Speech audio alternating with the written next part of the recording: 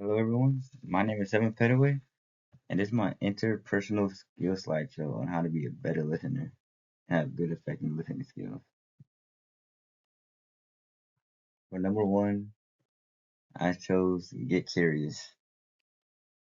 The reason I chose this is because I feel like being curious and having a conversation with your friend or coworker is very important. For example, if they're telling you a story or drama they heard, I feel like it's really good to ask a question during the conversation. Like I feel like whenever they have a pause, I feel like that's a good time to ask the question so you don't interrupt during the conversation they're speaking. So I feel like that's a really good idea to be curious and ask questions throughout so they know that you're listening to them. Number two, I would say is overcome barriers. For example, one is you can be distracted, while the friend or coworker is talking to you and telling you a story. You can get distracted easily by a visual, like if something's going on in the background.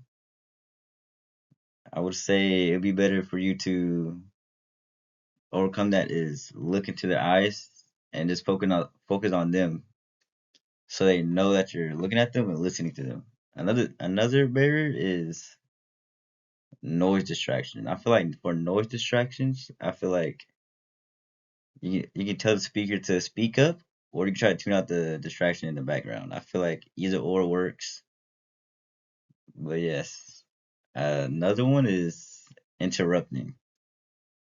I feel like you can't overcome that barrier by waiting for the right time to say what you want to say to them and not do it during when they're talking, for example. And then I say one more is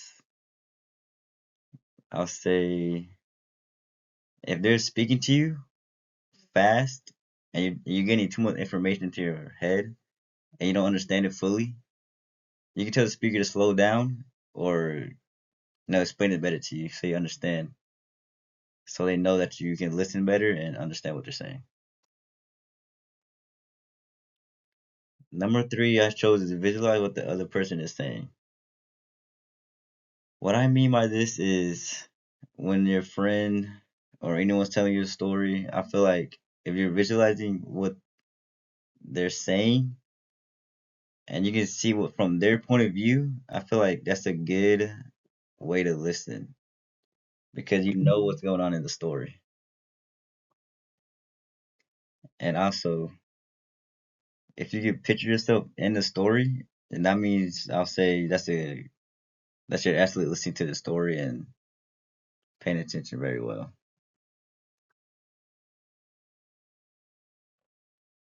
For number four, I I would say repeat their last few words back to them.